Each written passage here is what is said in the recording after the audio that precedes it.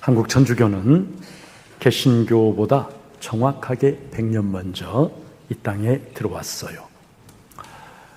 이승훈이 북경에서 그라몽 신부에게 영세를 받고 돌아와서 조선 땅에 돌아와서 비밀리에 사람들을 모아서 교우 공동체를 만들어서 조용하게 비밀리에 이제 신앙생활을 시작하게 된 것이 1784년입니다. 그리고 정확하게 100년 후 1884년에 미국 북장로교회에서 조선 땅에 최초의 의료 선교사로 호레이스 알렌을 파송을 하게 돼요. 딱 100년 차이가 나요. 여러분, 그런데 이 100년 동안 한국 천주교의 역사는 말 그대로 피로 얼룩진 그런 역사였습니다. 한국 천주교의 4대 박해가 있습니다. 1801년에 신유박해.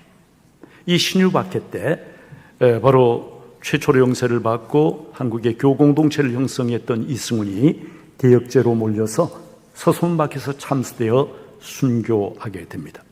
우리 저쪽에 치명자산에 가면은 거기 모셔져 있는 호남의 사도라 불렸던 유한검과 그의 일가족 7명, 여러분, 그들도 모두 이때 순교하게 됩니다. 신유박해 때 순교한 사람이 숫자가 300명 정도 돼요. 두 번째가 1839년에 기해박해입니다. 이 기해박해 때 약 130명 정도 순교를 했는데 이때 앙베르, 모방, 샤스당 같은 프랑스 신부들도 한국 성도들과 같이 순교하게 됩니다. 1846년 병호 박해가 있습니다. 한국 최초의 사제가 누구냐면 김대건 신부예요. 여러분 아시잖아요. 이 병호 박해 때 김대건 신부를 비롯해서 9명이 순교를 하는데 이때 순교한 김대건 신부의 나이가 몇 살이면 25살이었어요. 최후에 가장 장기간에 걸친 그리고 가장 혹독했던 박해는 대원군, 흥선대원군 치하에서 일어난 병인 박해였습니다. 1866년 병인년에 시작을 해서 대원군이 실각한 1873년까지 무려 7년 동안 박해가 계속되었는데 이 병인 박해로 순교한 성도들의 숫자가 몇 명이나 되는지 여러분 아십니까? 10,000명 정도 됩니다. 10,000명 정도.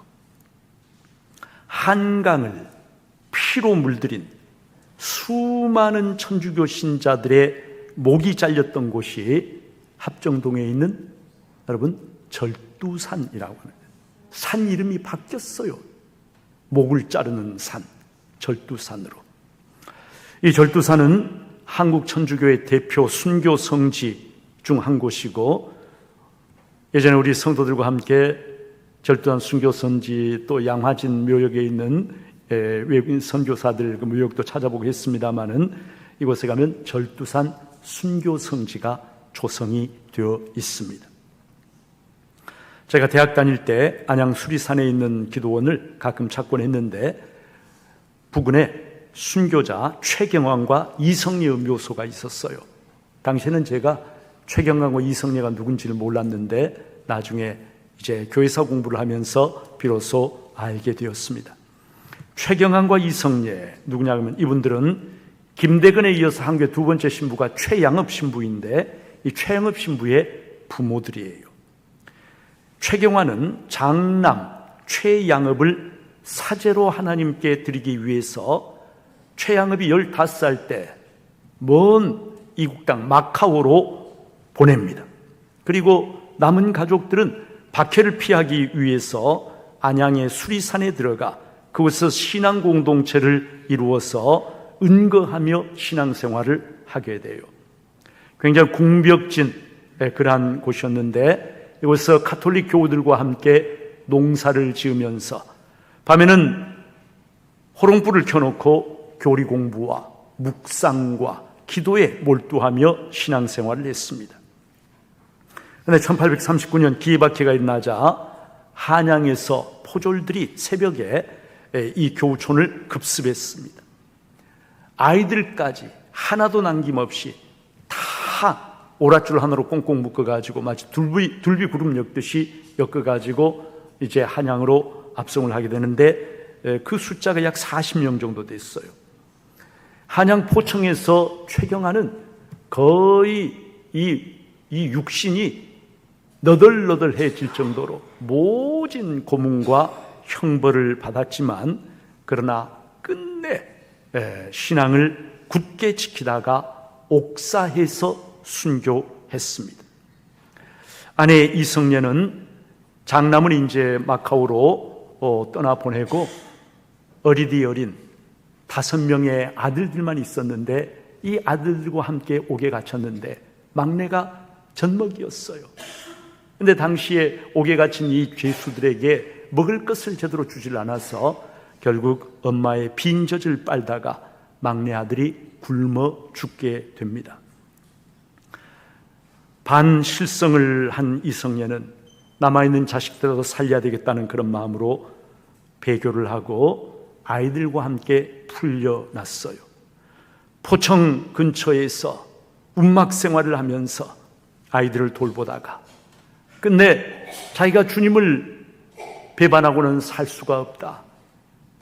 주님에 대한 사랑을 버리지 못하고 아이들을 다 동양을 보낸 후에 다시 포청에 찾아가서 나는 천주교인이다. 나는 배교할 수 없다. 그렇게 해서 다시 옥에 갇히게 됩니다. 15살부터 6살까지 내 아들이 옥문 창살을 붙들고 찾아와서 엄마 엄마 부르면서 우는데 그때 조금이라도 자신의 마음이 흔들릴까 봐서 이 어리디 어린 내 아들을 주님께 부탁하고 등을 돌리고 앉아서 터져나온 눈물을 속으로 삼키면서 끝내 등을 돌리지 아이들을 향해서 돌리지 않았다고 그래요. 성도 여러분, 이 어머니의 이 마음을 과연 우리가 얼마나 헤아릴 수가 있겠습니까? 결국 이성녀는 용산 당고개에서 39살의 젊은 나이로 참수를 당해 순교했습니다. 어머니가 순교당하기 전날 밤에 둘째 아들 영세명이 야고보인데 이 야고보가 동양에서 얻은 동전 몇 푼을 가지고 망나니를 찾아갑니다. 그리고 울면서 그 동전 몇 푼을 망나니 앞에 내놓고 우리 어머니를 단칼에 한 번의 칼로 죽여달라고 호소를 합니다.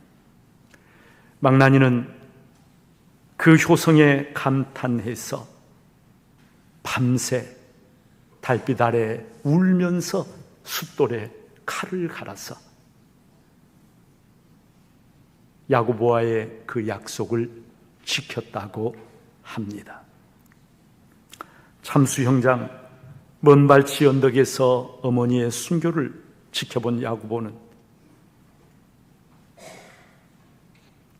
울면서 집으로 달려가서 아무것도 모르고 엄마 언제 오느냐고 떼를 쓰고 있는 어린 동생들을 부둥켜 안고 한없이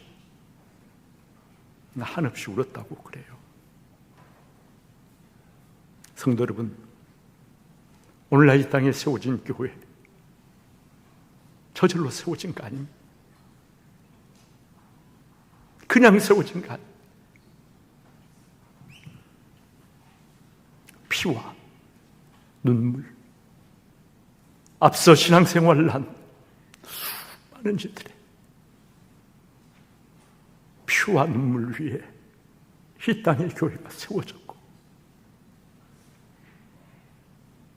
우리는 그 복을 누리며 신앙생활을 지금 하고 있는 거예요.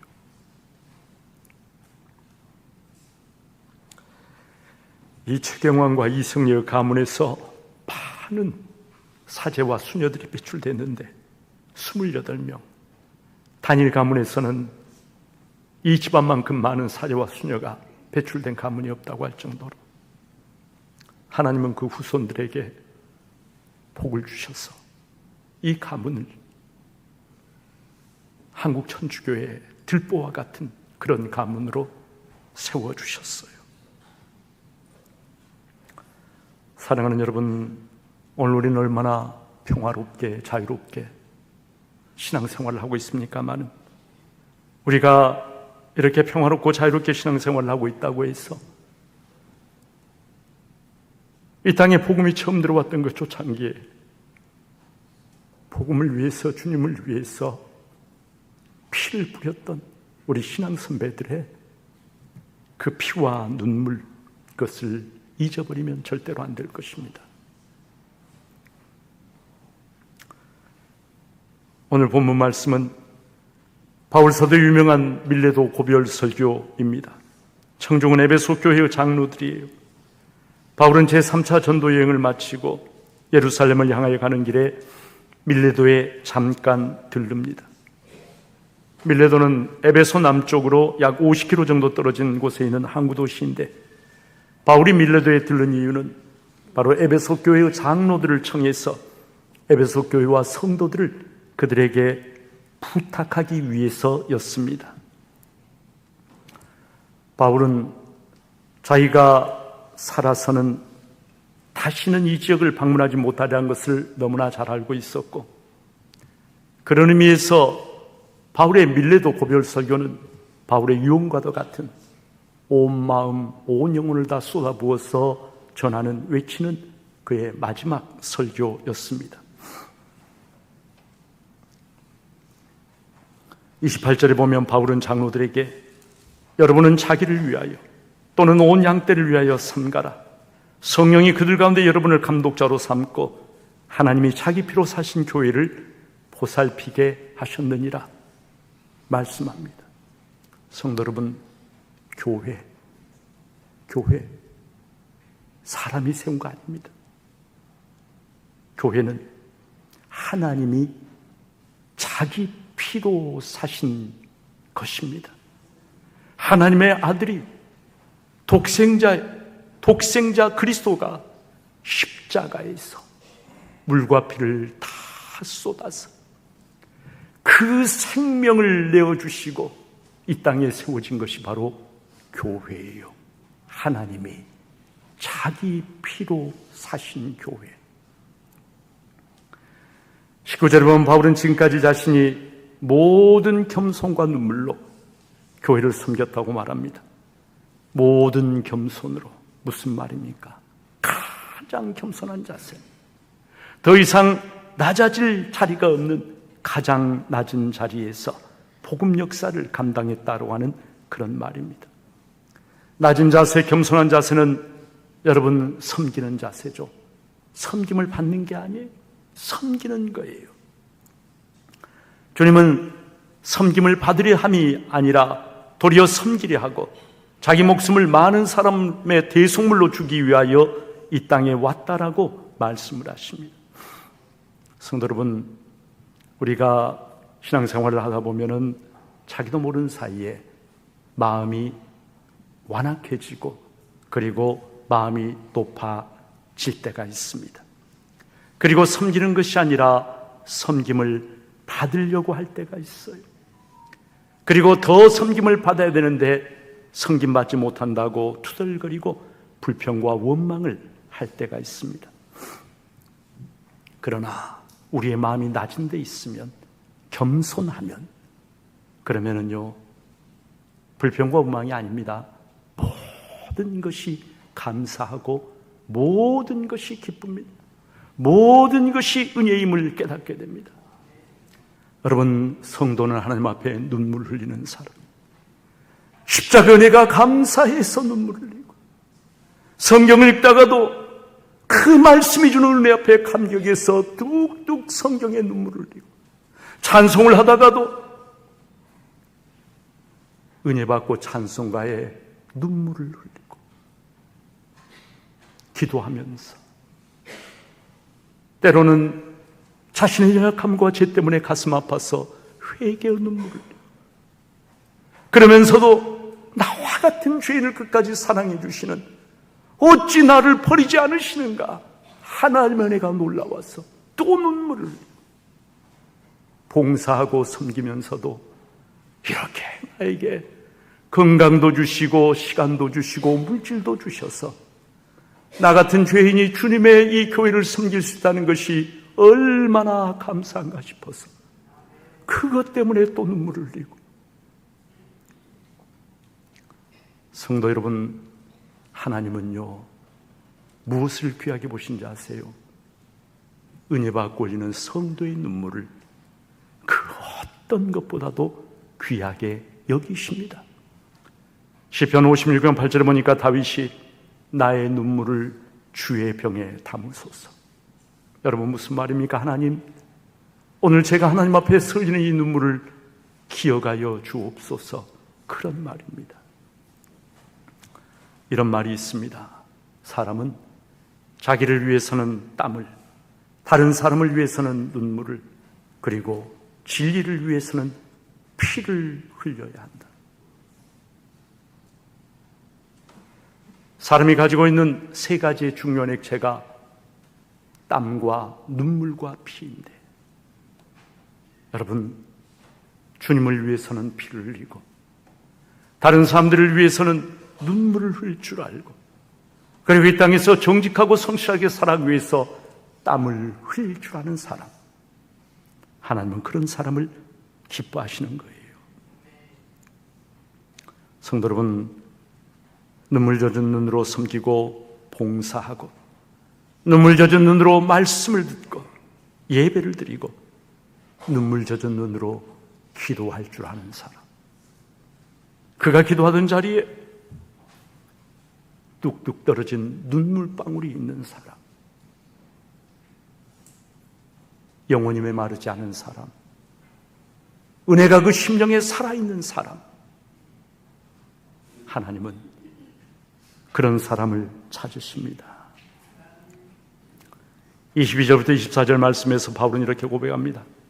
보라, 이제 나는 성령이 매일 예루살렘으로 가는데 거기서 무슨 일을 당하는지 알지 못하노라. 오직 성령이 각 성에서 내게 증언하여 결박과 환난이 나를 기다린다 하시나, 내가 달려갈 길과 주 예수께 받은 사명, 곧 하나님의 은혜의 복음을 증언하는 일을 마치려 하면은 나의 생명조차 조금도 귀한 것으로 여기지 아니하노라. 성도, 우리는 하나님으로부터 두 가지의 명을 받고 이 땅에 왔어요. 두 가지의 명, 뭡니까? 생명과 사명입니다.